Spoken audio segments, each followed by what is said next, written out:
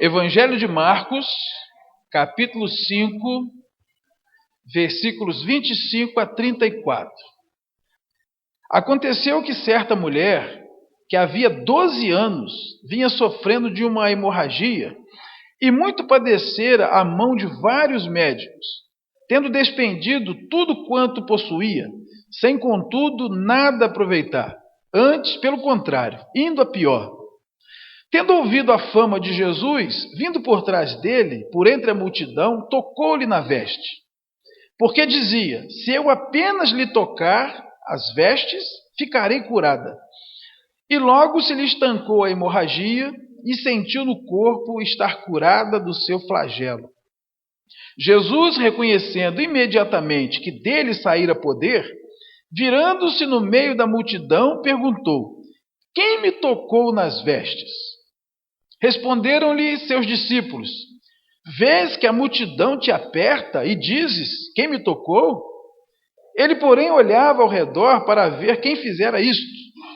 Então a mulher, atemorizada e tremendo, cônscia do que nela se operara, veio, prostrou-se diante dele e declarou-lhe toda a verdade.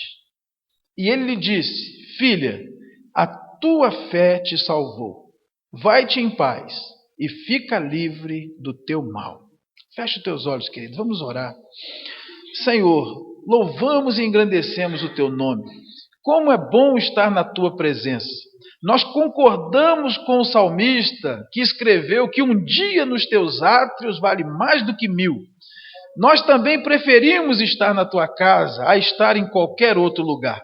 Na tua presença há fartura de alegria, na tua presença há abundância, na tua presença nossos problemas ficam pequenos, na tua presença, Deus, nós ficamos transbordando da tua unção, do óleo fresco que nos renova, do orvalho que vem sobre nós e tira de nós todo o desânimo, todo o cansaço, toda aflição, toda agonia. Nós entramos na tua presença e saímos leves, porque sabemos que quando o Senhor nos toca, tudo é diferente.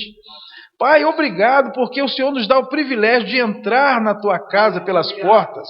Nós temos família, temos amigos, temos irmãos e acima de tudo estamos aqui diante do teu Espírito, sendo, ó Deus, ministrados pelo Senhor mesmo. Reconhecemos agora, Deus, a nossa pequenez, a nossa insuficiência, a nossa incapacidade de entender a tua palavra, a não ser que o Senhor mesmo nos venha ensinar. Por isso nos prostramos aos teus pés e pedimos, ó Deus, em nome de Jesus, fale conosco. Não desista de falar conosco, Pai. São muitas vezes em que o Senhor nos fala e nós não obedecemos. Talvez se o Senhor não fosse tão longânimo e tão misericordioso, o Senhor nem nos falaria mais. Mas, Deus, esse culto é prova de que o Senhor ainda não desistiu. E o Senhor nos trouxe aqui mais uma vez para falar o nosso coração, e já nos falou por meio dos louvores, já pudemos entoar a Ti nossas orações, já pudemos abraçar nossos irmãos, e queremos agora, Deus, sermos ainda fortalecidos pela Tua palavra. Reconhecemos que a Tua palavra é a verdade, reconhecemos que a fé vem pelo ouvir a Tua palavra. Por isso, ó Deus, nos dobramos agora diante dessa verdade. Não queremos que a Tua palavra se curve às nossas interpretações e às nossas opiniões. Nós é que nos curvamos diante dela nessa hora, Deus, e declaramos que este lugar é Teu, nosso coração é Teu, nossa mente é Tua, nosso pensamento é Teu, tudo que há em nós é Teu. Venha falar conosco, venha fazer a Tua obra em nós, porque nós precisamos de Ti, Senhor. Muito obrigado por esse momento, nós Te agradecemos, em nome de Jesus. Amém. Os irmãos podem se assentar. Como alcançar a cura completa para as nossas vidas?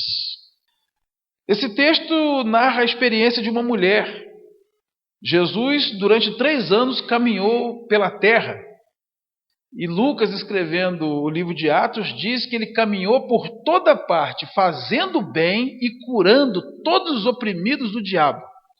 E Jesus aqui ele tinha acabado de receber o pedido de um chefe chamado Jairo.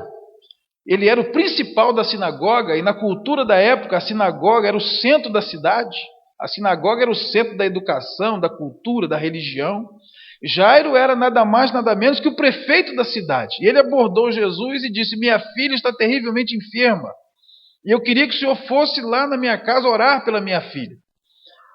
Aquele homem procurou Jesus porque ele já tinha batido em todas as portas e não tinha mais o que fazer. Certamente ele tinha acesso aos melhores hospitais, aos melhores médicos, aos melhores remédios.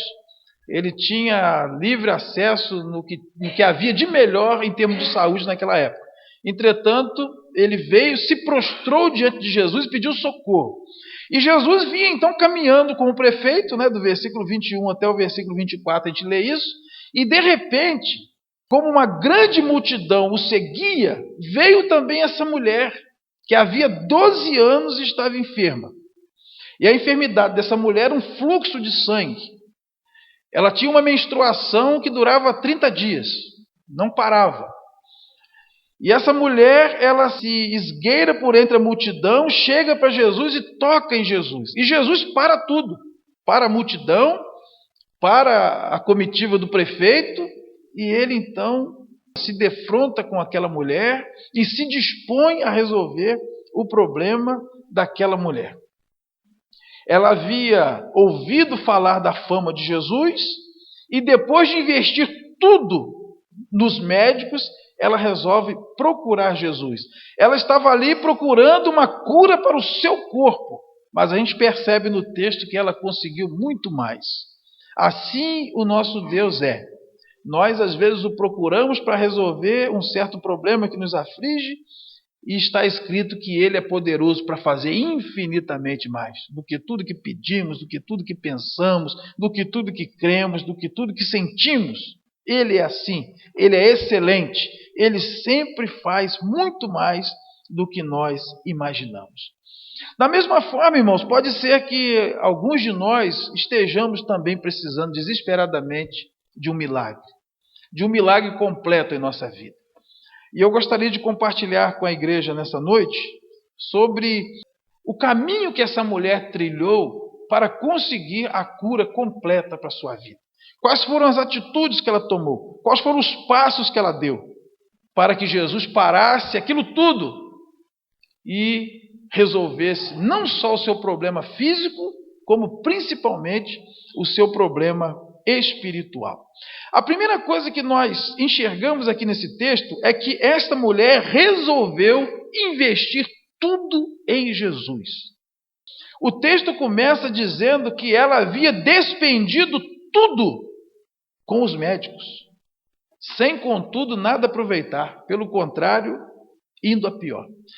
Quantos de nós, irmãos, na hora do problema, a gente resolve depositar todas as nossas fichas em uma pessoa, ou em alguma coisa, ou em algum sistema, crendo que aquilo ali nos trará a solução?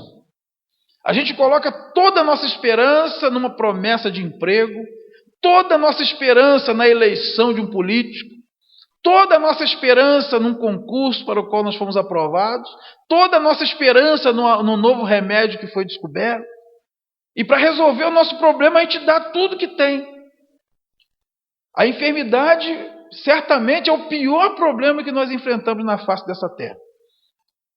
A enfermidade, ela consegue derrubar os crentes mais firmes, as pessoas mais firmes. Porque a gente lida bem com quase todos os problemas, mas a enfermidade, ela judia demais da gente. Porque ela afeta o corpo, afeta a alma, e quando a gente vê que a luta está sendo perdida, a gente se abate, e por mais crente que seja a pessoa, na hora da enfermidade, ele passa por um momento de abatimento. Aqueles que realmente creem em Deus sabem que Deus age na enfermidade, sempre. Às vezes Ele cura e às vezes Ele afofa a cama.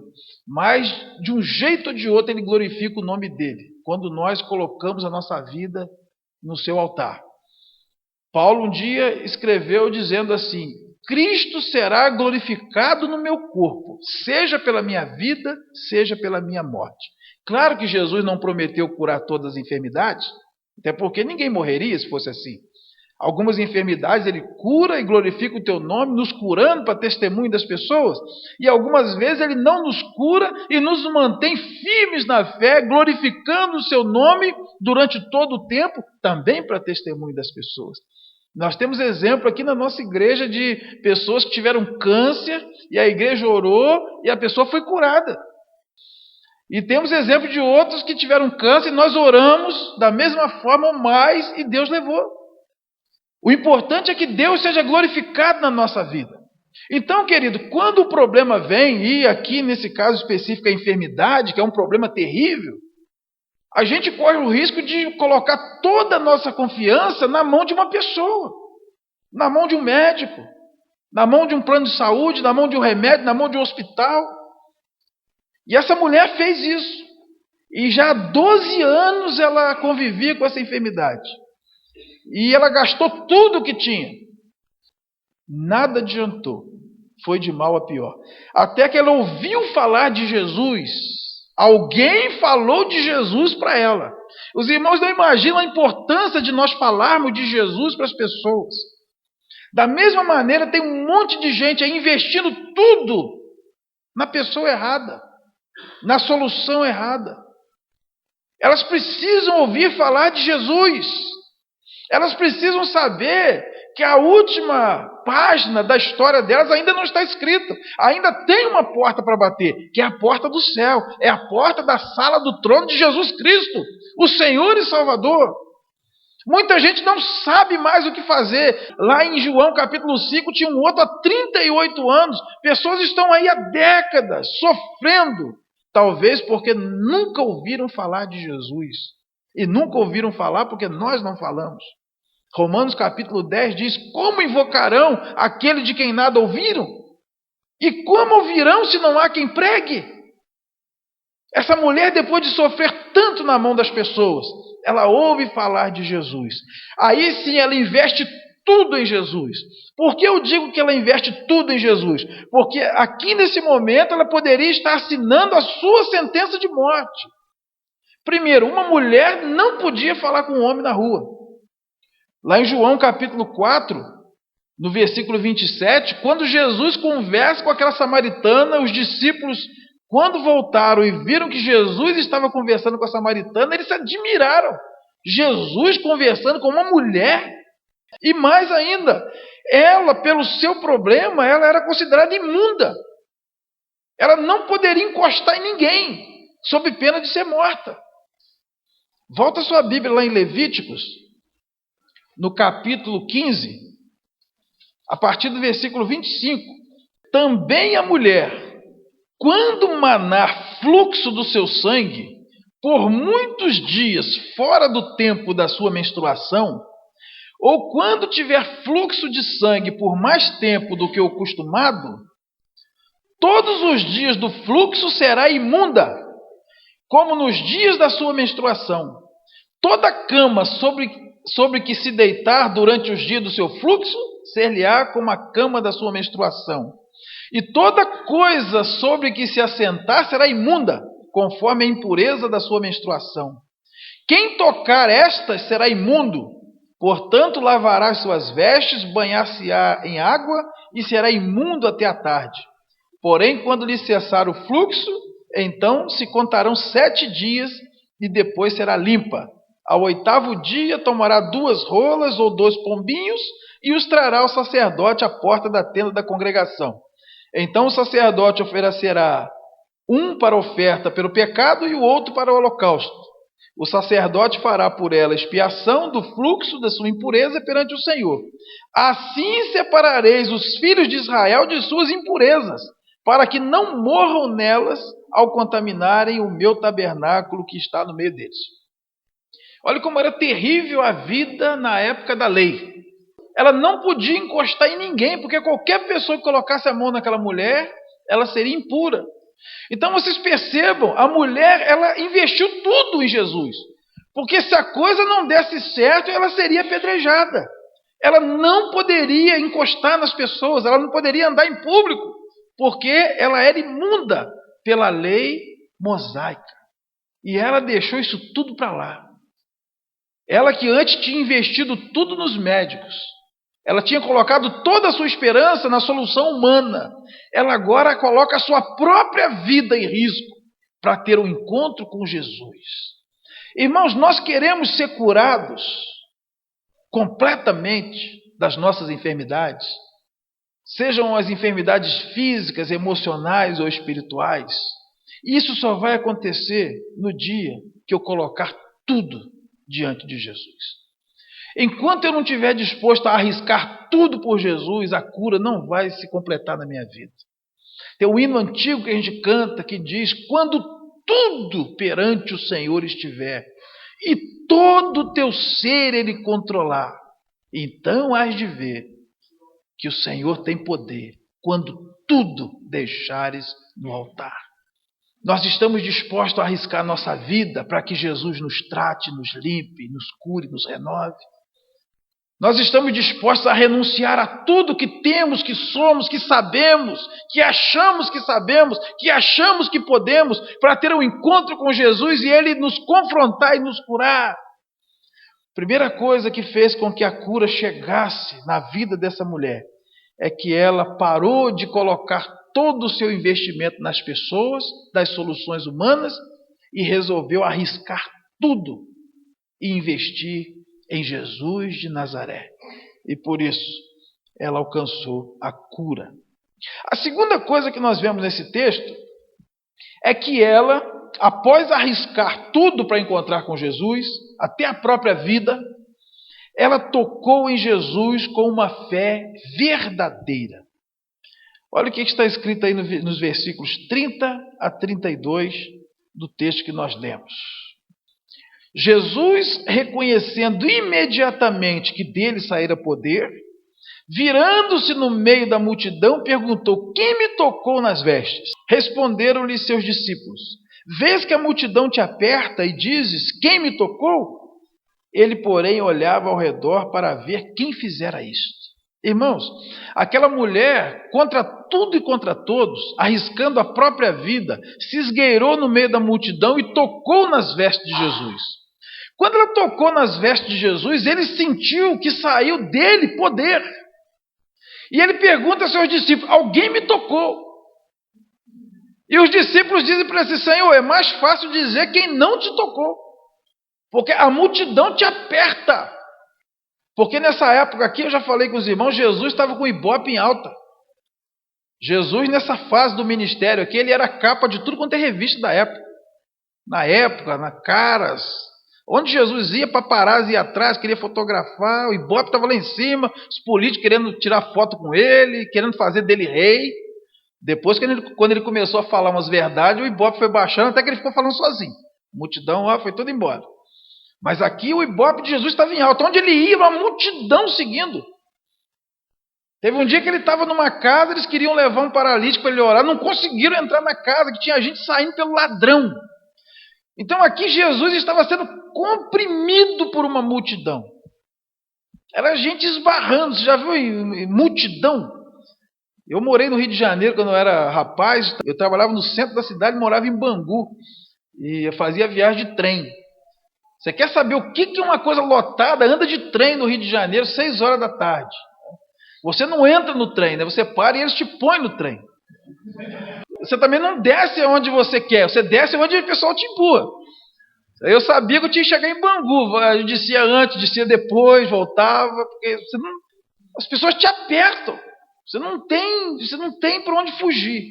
Então Jesus aqui está comprimido por uma multidão. E quando ele pergunta para os apóstolos assim: mas quem me tocou? Eles falam assim: todo mundo te tocou. E ele fala assim: mas alguém me tocou diferente aqui. Aí é uma pergunta que cabe a nós responder: como é que nós estamos tocando em Jesus? Muita gente encostou em Jesus aqui e nada aconteceu. Uma grande multidão apertava e nada aconteceu. Veio uma mulher e tocou nele. Alguma coisa diferente havia no toque dessa mulher que fez com que de Jesus saísse virtude, saísse poder para curar. Às vezes a pessoa diz: mas já fui na igreja, não adiantou nada. Já fiz campanha, não adiantou nada. A questão é que tipo de toque nós estamos dando em Jesus, porque há uma multidão andando com Jesus. Há uma multidão dentro das igrejas, nos eventos evangélicos. No entanto, muitas pessoas não são curadas de fato pelo poder do Senhor Jesus. Será que Jesus não tem poder nele para curar todos? Nós vemos aqui que o problema não é o poder que Jesus tem para curar. O problema aqui é o tipo de toque que as pessoas estão dando em Jesus. Se cada um de nós aqui precisamos de um milagre, Jesus é o mesmo. Lá em Hebreus capítulo 13, versículo 8, diz que Jesus Cristo é o mesmo ontem, hoje e o será para sempre. Por que algumas pessoas não são curadas? Lá em João capítulo 5, Jesus passou ao lado do tanque de Betesda e havia uma multidão de cegos, coxos, paralíticos, deitados, esperando um milagre que nunca vinha. E estava ali um paralítico há 38 anos para ele ser curado e nada acontecia. 38 anos. Por que algumas pessoas não são curadas? Jesus Cristo é o mesmo. O problema está no tipo de fé que nós temos para tocar em Jesus. Jesus no final diz: minha filha, a tua fé te salvou. O que é fé? Fé é acreditar na palavra de Deus. Fé é acreditar em Deus, naquilo que Ele é, naquilo que Ele faz, sem questionar, sem duvidar. Fé é um salto no escuro. Fé é arriscar a vida. Talvez tivesse gente ali seguindo Jesus disfarçado para ninguém ver. Teve um fariseu, Nicodemos, que foi encontrar com Jesus de noite, esgueirado para ninguém ver que ele estava encontrando com Jesus. Há pessoas que vão ter Jesus, mas não se abrem, não expõem sua ferida, sua lepra, seu aleijão para que ele toque. Aquela mulher foi com a cara e a coragem. Pode ser que eu não saia viva daqui hoje. Se alguém descobrir que eu estou aqui em público com o problema que eu tenho, eu não saio daqui hoje vivo. Mas que vida é essa que eu estou vivendo? Qual a diferença de eu morrer e viver essa vida que eu estou vivendo? Imagina uma pessoa sangrando pelas partes íntimas há 12 anos. Se era casado, o casamento já foi embora há muito tempo. Não poder dar um abraço num amigo porque era considerada impura. E ela chegou à conclusão: essa vida que eu estou vivendo não vale a pena. Então, se eu tiver que morrer, eu morro. Mas hoje eu vou resolver meu problema. E ela foi até Jesus desarmada, aberta, arriscando tudo que tinha. E com essa fé ela tocou em Jesus. E de Jesus saiu virtude. Você quer uma cura completa na sua vida? Se arrisque, meu filho. Abra o seu coração. Confesse o seu pecado. Reconheça a sua limitação. Aquele que quiser salvar a sua vida, perdê-la-á. Mas quem perder a sua vida por causa de Jesus, achá-la-á. Nós queremos as bênçãos de Jesus, mas queremos guardar ainda tudo aquilo que nós carregamos. Não queremos arriscar nada. Eu quero Jesus, mas não quero arriscar minhas amizades. Eu quero Jesus, mas não quero arriscar meu relacionamento. Eu quero Jesus, mas não quero arriscar meu emprego. Sendo que muitas dessas coisas desagradam ao próprio Senhor Jesus. Se nós queremos ser curados completamente, nós temos que deixar tudo no altar e se julgar em Jesus e tocar nele de tal maneira que não tenha como deixar de sair virtude para nos curar. Essa é a fé que extrai o poder de Jesus para nos curar e nos libertar de todo mal. E está ao seu alcance, querido. O que te prende? O que te faz adoecer? O que te escraviza? O que tira seu sono, seu apetite, sua vontade de viver, esse aperto no coração, esse nó na garganta, muitas vezes vontade de morrer? O que você carrega contigo há 12, 14, 20, 30 anos que você gostaria de ficar livre? Jesus está aqui. Ele é o mesmo ontem, hoje e será para sempre. Renuncie, se arrisque e toque em Jesus. Você verá que dele sairá poder para te curar e para te salvar. Ela tocou em Jesus com uma fé verdadeira. Não basta esbarrar em Jesus. Não basta o encontro casual com Jesus. É preciso, de fato, tocar nele com fé. O Antigo Testamento conta a história de um homem chamado Naamã. Ele era um general de guerra, vitorioso, porém leproso. E a lepra era uma doença incurável na época. E uma menina, escrava, judia, trabalhava no palácio do rei da Assíria. Estava ali a serviço da mulher daquele comandante. E ela disse assim: na minha terra tem um profeta que se ele orar por você, você vai ser curado da sua lepra. Uma menina escrava, que não perdeu a oportunidade de falar do poder do seu Deus. Às vezes nós somos chefe da repartição e não temos coragem de falar de Deus ali. Uma menina escrava falou do poder de Deus. E aquele homem então reuniu coragem, juntou um monte de presente e foi lá em Israel para que aquele homem de Deus orasse por ele. E esse homem de Deus era Eliseu. E quando ele chega e chama Eliseu, o pessoal fala: Eliseu, o comandante do exército da Assíria está aí e pediu para você orar por ele. Eliseu falou assim: fala para ele tomar banho. Tomar banho 7 vezes no Rio Jordão, né? Que ele seria curado. Ele ficou ofendidíssimo. O Naamã falou assim: pô, eu achei que ele ia sair, ia invocar o seu Deus, ia botar a mão na minha cabeça, né? Ia descer um anjo, ia sapatear, ia acontecer alguma coisa.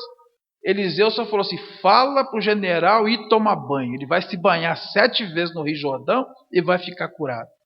Ele falou assim: é ruim que eu vou mergulhar nesse rio sujo aqui. Lá na Assíria tem rios muito mais bonitos e limpos que esse. Abana e Farfar são rios muito melhores que o Rio Jordão. Aí um dos empregados dele falou assim: meu senhor, se ele tivesse te pedido uma coisa difícil, você não ia fazer? Ele te pediu um negócio tão fácil. Entra ali e toma esse bendito banho. Naamã chegou à beira do rio, despiu sua armadura e por 7 vezes ele entrou na água e saiu. Entrou na água e saiu. E na 7ª vez, diz que a pele dele era igual à pele de uma criança. Ele foi completamente curado da sua lepra. Qual foi o grande problema desse homem? Esse homem era um general de guerra, condecorado. A dificuldade dele era expor a sua lepra diante dos seus comandados. Porque muita gente nem devia saber que ele era leproso. Porque a armadura cobria o corpo todo, ficava só, como diz o Erson, só o zoinho aparecendo, né? Para ele entrar no rio, se ele entrasse com aquela armadura de ferro, ele ia morrer afogado. Ele tinha que tirar a armadura. Então ele teve que tirar a armadura, tirar aquelas faixas todas da lepra, expor aquela lepra diante de todo o seu pelotão. É isso que ele não queria fazer. Mas foi isso que ele fez. E quando ele expôs a sua lepra e desceu ao rio, ele levantou curado. Não adianta. Se nós queremos uma cura completa em nossa vida, nós temos que nos expor, temos que nos arriscar. Ah, mas se eu contar isso, as pessoas nunca mais vão querer ser meus amigos. Vão, Jesus vai te perdoar. O Salmo diz que enquanto nós encobrimos os nossos pecados, nós jamais prosperaremos. Davi disse: enquanto eu encobri meus pecados, envelheceram-se os meus ossos pelos meus constantes gemidos. Provérbios diz: o que encobre a sua transgressão jamais prosperará. Se você quer a cura completa para a sua vida, renuncie, se exponha e toque em Jesus com fé. Em terceiro lugar, essa mulher deixou que Jesus curasse não somente o seu corpo, mas também a sua alma. Olha o que está escrito no versículos 33 e 34. Então a mulher, atemorizada e trêmula, cônscia do que nela se operara, veio, prostrou-se diante dele e declarou-lhe toda a verdade. E ele lhe disse: filha, a tua fé te salvou. Ele não diz a tua fé te curou. A tua fé te salvou. Vai-te em paz e fica livre do teu mal. Em Lucas capítulo 17, dos versículos 11 ao versículo 19, tem uma narrativa impressionante. De caminho para Jerusalém, passava Jesus pelo meio de Samaria e da Galiléia, Ao entrar numa aldeia, saíram-lhe ao encontro 10 leprosos, que ficaram de longe e lhe gritaram, dizendo: Jesus, mestre, compadece-te de nós. Ao vê-los, disse-lhe Jesus: Ide e mostrai-vos aos sacerdotes. Aconteceu que, indo eles, foram purificados. Um dos 10, vendo que fora curado, voltou, dando glória a Deus em alta voz. E prostrou-se com o rosto em terra aos pés de Jesus, agradecendo-lhe. E este era samaritano. Então Jesus lhe perguntou: Não eram 10 os que foram curados? Onde estão os outros 9? Não houve, porventura, quem voltasse para dar glória a Deus, senão este estrangeiro? E disse-lhe: Levanta-te e vai, a tua fé te salvou. Queridos, 10 homens enfermos. Os 10 tiveram fé suficiente para serem curados. Só um teve fé o bastante para ser salvo. 9 deles se contentaram apenas com a cura do corpo. E eles viveram mais um tempo na terra e depois morreram. E se eles não se arrependeram, nós sabemos o que aconteceu com eles. Apenas um sabia que a cura do corpo não é a solução total para os nossos problemas. Então ele recebeu a cura do corpo, a lepra, uma doença incurável, um milagre extraordinário, mas ele voltou para dar glória a Deus. Este samaritano também deixou que Jesus operasse nele uma cura completa. Quase que essa mulher perde a bênção. Quando ela percebeu que fora curado por Jesus, ela intentou sair de fininho. Quase que ela faz a mesma coisa que aqueles 9 leprosos fizeram. Ela ia saindo de fininho, tipo assim, eu vou pegar minha bênção, né? Como diz na roça, comida no papinho, pé no caminho. Vou pegar minha bênção e vou embora. Mas aí Jesus a confronta.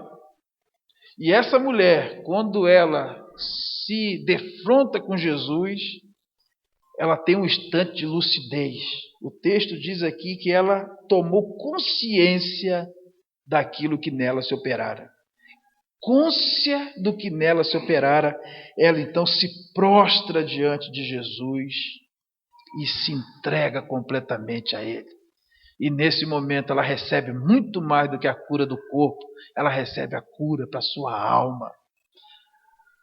A hemorragia tinha sido curada, mas agora o pecado está sendo curado por Jesus. Vai, minha filha, a tua fé te salvou. Irmãos, quantas de nós queremos Jesus apenas para resolver nossos problemas materiais?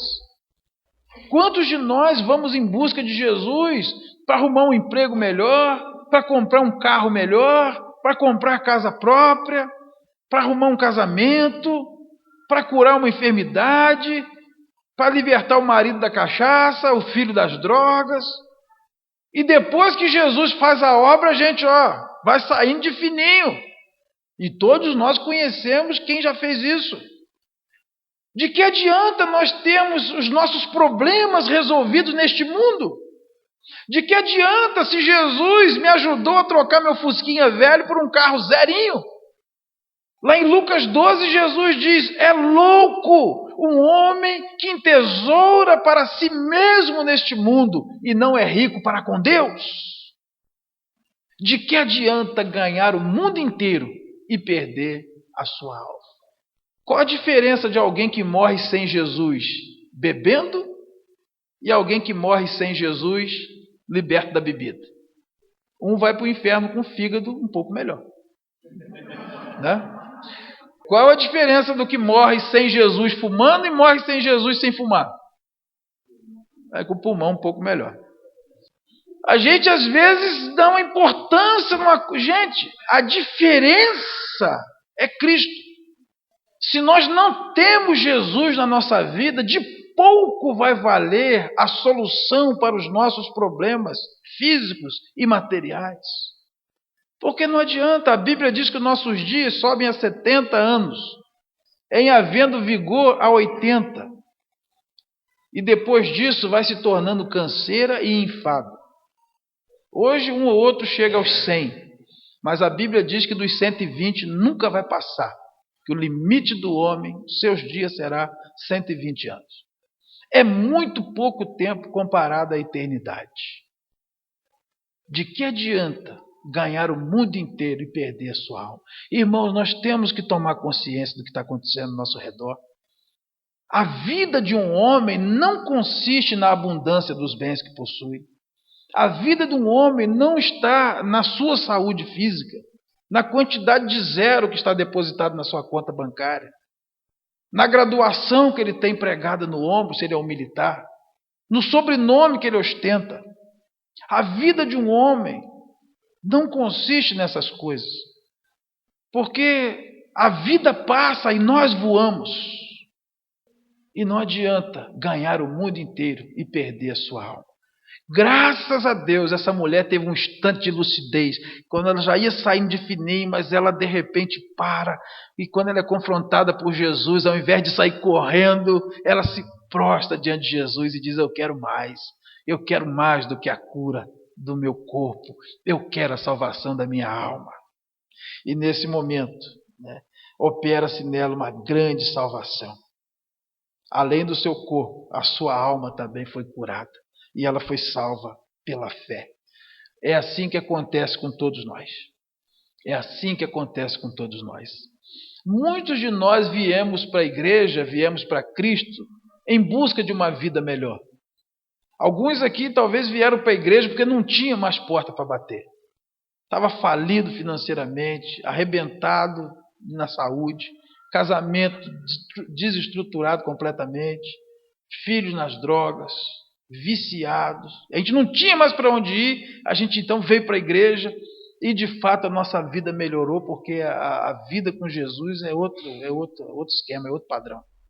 Lá em Mateus 11, 28, Jesus disse: vinde a mim todos vós que estáis cansados e sobrecarregados, e eu vos aliviarei. Então o alívio é imediato mesmo. A igreja é igual um pronto-socorro. Você chega quebrado, eles vão lá, vão botar ali no lugar, vão enfaixar, vão te tacar uma injeção, você vai sair dali sem dor. A igreja é assim, o cara entra oprimido, desesperado, aí o abraço dos irmãos, a oração, os louvores, a pessoa sai daqui.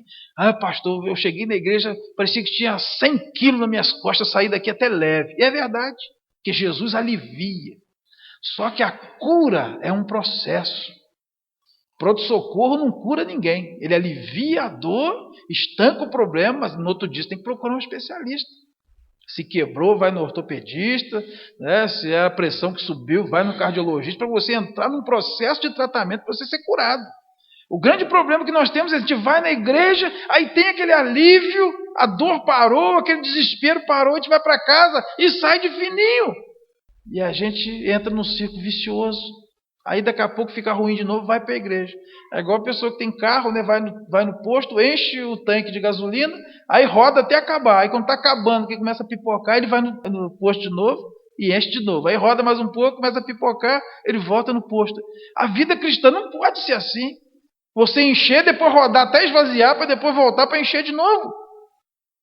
A vida cristã tem que ser igual aquele dínamo da bicicleta, que quanto mais vai rodando, vai carregando, vai rodando, vai carregando, vai rodando, vai carregando. Se parar, descarrega. Nós temos que ser esse dínamo. Quanto mais a gente anda, mais a gente recarrega as baterias. Quanto mais rápido a gente andar, mais recarregada fica a bateria, mais longe a nossa luz brilha. Assim nós temos que ser. Não podemos ficar enche, esvazia. Ainda que estar na presença de Deus seja maravilhoso e nós somos aliviados mesmo, Jesus quer fazer muito mais pela nossa vida, queridos. Ele quer curar a nossa alma, quer salvar a nossa vida, para que a gente não fique aí agitado de um lado para o outro, por todo vento que aparece, vento de doutrina, vento de problema. Isso pode acontecer com você também nessa noite, se você quiser. Vamos ficar de pé, queridos, em nome de Jesus.